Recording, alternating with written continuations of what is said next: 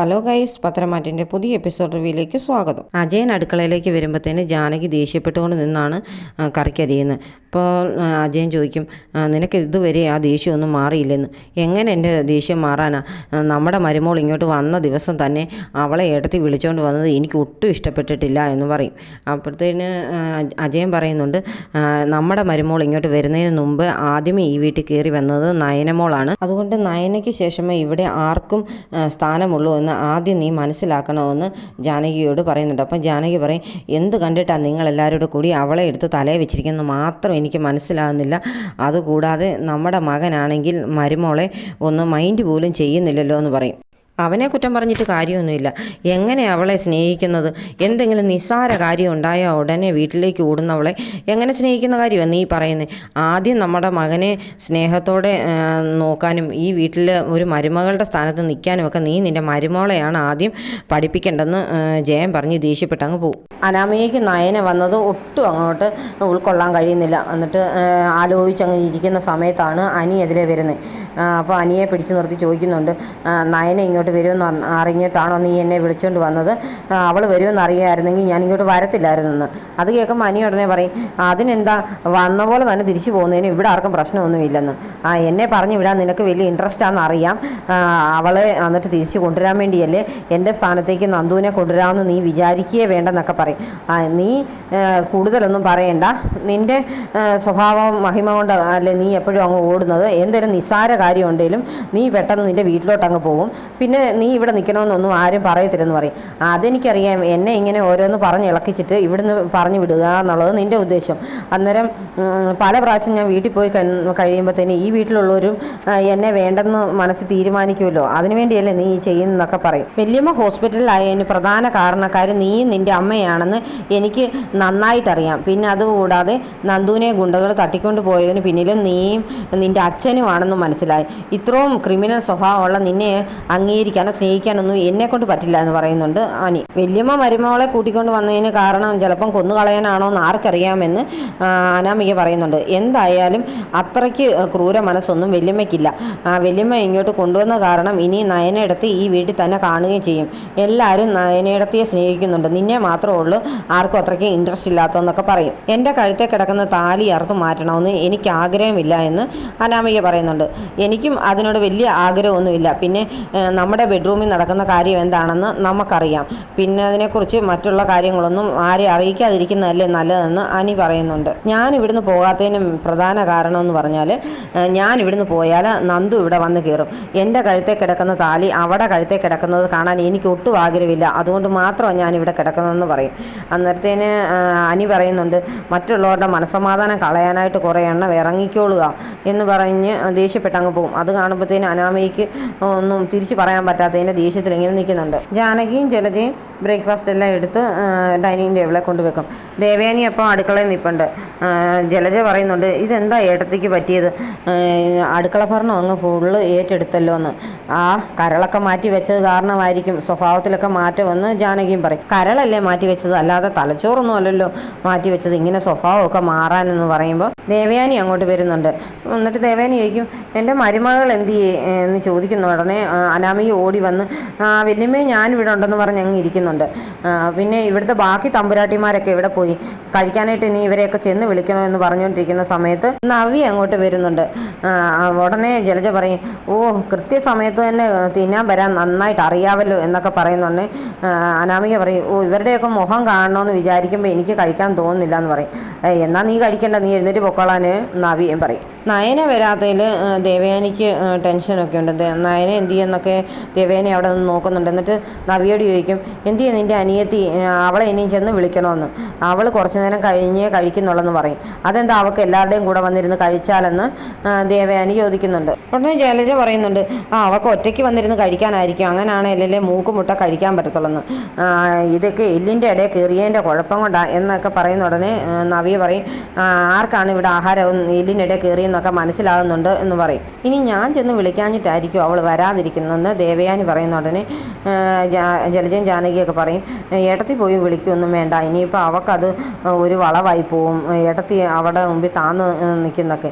അതൊന്നും സാരമില്ല, ഞാൻ ഇനി അവളെ ചെന്ന് വിളിച്ചില്ലെങ്കിൽ അവൾ ആഹാരം കിട്ടിയില്ലെന്ന് പറഞ്ഞ് ജയേട്ടനോടോ അച്ഛനോടോ അമ്മയോടോ വല്ലതും പരാതി പറഞ്ഞു കഴിഞ്ഞാൽ പിന്നെ എല്ലാവർക്കും വിഷമമാകും, അവരെല്ലാം എന്നെ വഴക്ക് പറയും, പിന്നെ എൻ്റെ മകൻ അതിനെക്കാട്ടി സങ്കടമാകും, അതുകൊണ്ട് ഞാൻ തന്നെ ചെന്ന് വിളിക്കാമെന്ന് പറയും. ഇനി എന്തായാലും ഞാനാണ് ഇവിടെ അടുക്കള ഭരണം ഏറ്റെടുത്തിരിക്കുന്നത്, പിന്നെ ഇത്രയും വലിയ വീട്ടിൽ ഒരുപാട് ആൾക്കാർക്ക് ആഹാരം ഉണ്ടാക്കണ്ടേ, അതുകൊണ്ട് എന്നെക്കൊണ്ട് തന്നെ പറ്റുമെന്ന് തോന്നുന്നില്ല, അതുകൊണ്ട് നിങ്ങൾ രണ്ടുപേരും എന്നെ സഹായിച്ചേ പറ്റത്തുള്ളൂ ജാനകിയോടും ജലജയോടും പറയുന്നുണ്ട്. അത് രണ്ടുപേർക്കും ഇഷ്ടപ്പെടുന്നില്ല.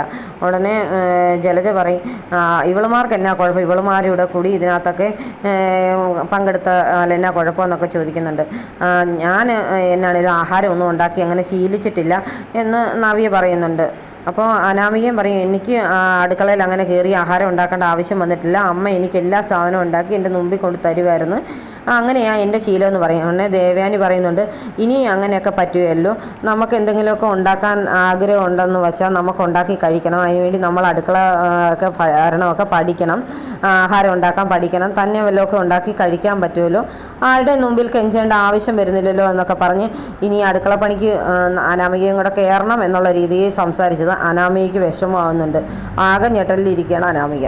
പിന്നെ ജലജയോടും പറയുന്നുണ്ട്, നീ ആഹാരം ഉണ്ടാക്കുന്നത് നിൻ്റെ മരുമോളെ ഉദ്ദേശിച്ചല്ല ചെയ്യേണ്ടത്, അവളുടെ വയറ്റിലൊരു കുഞ്ഞുണ്ട്, അത് ഈ അനന്തപുരി തറവാട്ടിലെ ആദ്യത്തെ കൊച്ചുമക്കളാണ് ഉണ്ടാകുന്നത്, അതുകൊണ്ട് നീ അവളുടെ ആഹാരമൊക്കെ ശ്രദ്ധിക്കണമെന്ന് പറയും. അതിന് ഞാൻ എന്തിനാണ് ശ്രദ്ധിക്കുന്നത്, അവളുടെ വയറ്റിലല്ലേ കുഞ്ഞ് കിടക്കുന്നത്, അവൾ അങ്ങ് ശ്രദ്ധിച്ചാൽ പോരെന്നൊക്കെ ദേവയാനിയോട് ജലജയും ദേഷ്യപ്പെട്ടൊക്കെ സംസാരിക്കുന്നുണ്ട്. നയനെ വിളിക്കാനായിട്ട് ദേവയാനി ചെല്ലുമ്പോൾ നയനെ ഒരു പത്രമൊക്കെ വായിച്ചുകൊണ്ടിരിക്കുകയാണ്. അപ്പോൾ ദേവയാനി ചോദിക്കും, നീ എന്താ ഭക്ഷണം കഴിക്കാൻ വരാത്തതെന്ന്. അത് ഞാനിപ്പം വരുന്നില്ലമ്മേ, എല്ലാവരും കഴിച്ചിട്ടേ ഉള്ളൂ എന്ന് ചോദിക്കും. അതെന്താ എല്ലാവരുടെയും കൂടെ ഇരുന്ന് കഴിച്ചാലെന്ന്.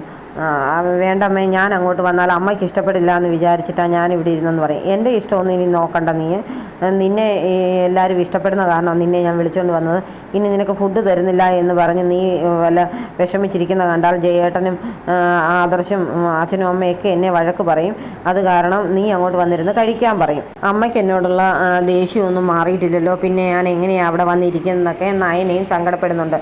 അന്നേരം ദേവയാനിക്ക് ശരിക്കും ചിരിയൊക്കെ വരുന്നുണ്ട്, എന്നാലും ദേഷ്യപ്പെട്ട് തന്നെ സംസാരിക്കുന്നുണ്ട് നയനയോട്. നയന പറയും, അമ്മ തന്നെ ഈ വയ്യാത്ത സമയത്ത് ആഹാരമൊക്കെ ഉണ്ടാക്കാൻ അടുക്കള കയറുന്നു, നാളെ തൊട്ട് ഞാനിവിടെ കയറട്ടെ അമ്മയെന്ന് ചോദിക്കും. വേണ്ട, നീ അടുക്കള കയറുന്നത് എനിക്കിഷ്ടമല്ല, നീ ഇനിയും കയറുമൊന്നും വേണ്ട, നീ ഇവിടുത്തെ മഹാറാണിയായിട്ട് അങ്ങ് ഇരുന്നാൽ മതി, എല്ലാവരും അതല്ലേ ആഗ്രഹിക്കുന്നത്, അതുകൊണ്ട് നീ അങ്ങനെ തന്നെ അങ്ങ് ജീവിച്ചാൽ മതി എന്ന് പറഞ്ഞ് നയനയും വിളിച്ചുകൊണ്ട് വന്ന് ടേബിളെ കൊണ്ടിരുത്തുന്നുണ്ട്. അന്നേരം നയന ടേബിളിൽ ഇങ്ങനെ ഇരിക്കുന്ന കാണുമ്പോൾ ദേവയാനി ചോദിക്കും, ഇനി ഞാൻ എന്നാ വിളമ്പി തരികയും ചെയ്യണമെന്ന്. ഏട്ടത്തി ഇനി അവൾക്ക് വിളമ്പി കൊടുക്കാൻ വേണ്ടിയായിരിക്കും അവൾ മിണ്ടാതിരിക്കുന്നതെന്ന് പറയും. അന്നേരത്തേന് ദേവയാനി മനസ്സിലോർക്കുന്നുണ്ട്, എൻ്റെ മരുമകൾക്ക് ഞാൻ വിളമ്പി കൊടുക്കുകയോ തീറ്റിക്കുകയൊക്കെ ചെയ്യും, നിനക്ക് എന്താടി എന്ന് മനസ്സിലോർക്കും. നാളെ മുതൽ ഞാനിവിടെ അമ്മയുടെ കൂടെ അടുക്കള കയറട്ടെ അമ്മയെന്ന് നയനെ ചോദിക്കുന്നുണ്ട്. അപ്പം ദേവയാനി പറയും, വേണ്ട, നീ ഉണ്ടാക്കുന്ന ആഹാരമൊന്നും കഴിക്കാൻ എനിക്ക് മനസ്സില്ലെന്ന് പറയും, പിന്നെ നീ ഒരു പണി ചെയ്യണ്ടെന്ന് പറയുന്നുണ്ട്. അപ്പോൾ ജാനകി പറയും, ഓ, വന്നിരുന്ന് കഴിക്കുന്നത് തന്നെ വലിയൊരു പണിയല്ലേ, അതങ്ങ് ചെയ്താൽ മതിയായിരിക്കും എന്നൊക്കെ പറഞ്ഞ് നയനെ സപ്പോർട്ട് ചെയ്യുന്ന പരുവത്തിൽ ദേവയാനി സംസാരിക്കുന്നതൊന്നും അവർക്കാർക്കും ഇഷ്ടപ്പെടുന്നില്ല. കഴിച്ചുകൊണ്ടിരിക്കുമ്പോൾ ജലജ പറയുന്നുണ്ട്, ഇന്നത്തെ ഫുഡിന് എന്തായാലും നല്ല ടേസ്റ്റ് ഉണ്ട്, ഏട്ടത്തി വെച്ചതിൽ ഏറ്റവും ടേസ്റ്റുള്ള ഫുഡ് ഇന്നാണല്ലോ എന്നൊക്കെ പറയും. ജാനകിയും പറയും, ശരിയാ, നല്ല ടേസ്റ്റ് ഉണ്ട് ഇന്നത്തെ ഫുഡിനെന്ന്. നയന കഴിക്കുന്നത് നോക്കി നിൽക്കുന്നുണ്ട് ദേവയാനി, സന്തോഷത്തോടെയാണ് നോക്കി നിൽക്കുന്നത്. എല്ലാ കറിയും ഇഷ്ടപ്പെട്ടെന്ന് തോന്നുന്നു, നന്നായിട്ട് കഴിക്കുന്നുണ്ടല്ലോ എന്നൊക്കെ മനസ്സിലോർക്കുന്നുണ്ട്. എന്നാൽ നയന പേടിച്ചിരുന്നാണ് കഴിക്കുന്നത്. ആദർശ് കഴിച്ചുകൊണ്ടിരിക്കുന്ന സമയത്താണ് നയനെ വിളിക്കുന്നത്. എന്തെടുക്കുക, കാപ്പി കുടിക്കുകയാണോ എന്ന് ആദർശിനോട് നയന ചോദിക്കുന്നുണ്ട്. അത് എൻ്റെ അമ്മ ഉണ്ടാക്കിയ ടേസ്റ്റുള്ള ഫുഡ് ഞാൻ കഴിച്ചുകൊണ്ടിരിക്കുകയാണെന്ന് ആദർശ് പറയും. ആ ടേസ്റ്റുള്ള ഫുഡ് ഞാനും കഴിച്ചിട്ടിരിക്കുകയാണെന്ന് നയന പറയുന്നുണ്ട്. എന്നെ അമ്മ വന്ന് വിളിച്ചുകൊണ്ട് പോയി ഫുഡ് എടുത്ത് തന്നെന്ന് പറയും. അത് അത്ഭുതമായല്ലോ എന്ന് ആദർശ് ഓർക്കുന്നുണ്ട്. അമ്മയ്ക്ക് എന്നോടുള്ള ദേഷ്യമൊന്നും മാറിയിട്ടില്ല, എന്നാലും അമ്മ ഉണ്ടാക്കിയ ഫുഡിന് നല്ല ടേസ്റ്റായിരുന്നു, അതുകൊണ്ട് ഞാനിന്ന് വയറ് നിറച്ച് ആഹാരം കഴിച്ചു എന്നൊക്കെ നയന പറയുമ്പോൾ ആദർശ് പറയും, എന്തായാലും അമ്മയുടെ ഈ സ്വഭാവം ഇതുപോലൊക്കെ ആണെങ്കിലും പോയാൽ മതിയായിരുന്നു.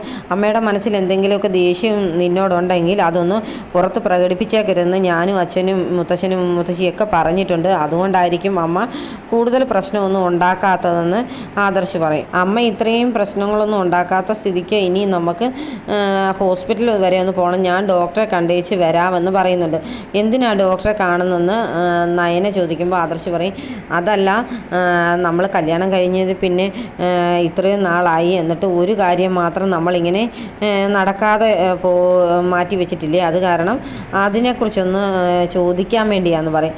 അത് കേൾക്കുമ്പോഴത്തേന് നയനയ്ക്ക് അങ്ങ് നാണമൊക്കെ വരുന്നുണ്ട്. നമ്മുടെ ലൈഫ് ഇങ്ങനെയൊക്കെ പോയാൽ മതിയോ, നമുക്കും വേണ്ടി നല്ലൊരു സന്തോഷകരമായ ജീവിതമൊക്കെ, അതുകൊണ്ട് ഞാൻ ഡോക്ടറെ കണ്ട് ഡോക്ടറിൻ്റെ അഭിപ്രായം അനുസരിച്ച് ഇനി മുന്നോട്ട് പോകാനാണ് തീരുമാനിച്ചിരിക്കുന്നത് എന്ന് പറയുമ്പം ആദർശിനോട് നയന പറയും, ഇങ്ങനെ പറഞ്ഞുകൊണ്ടൊക്കെ ഇരിക്കാതെ ആഹാരം കഴിച്ചേച്ച് പെട്ടെന്ന് പോകാൻ നോക്ക് എന്ന് പറഞ്ഞ് നാണത്തോടെ ചിരിച്ചുകൊണ്ട് നിൽക്കുന്ന നയനെ കാണിച്ചുകൊണ്ടാണ് ഇന്നത്തെ എപ്പിസോഡ് അവസാനിക്കുന്നത്.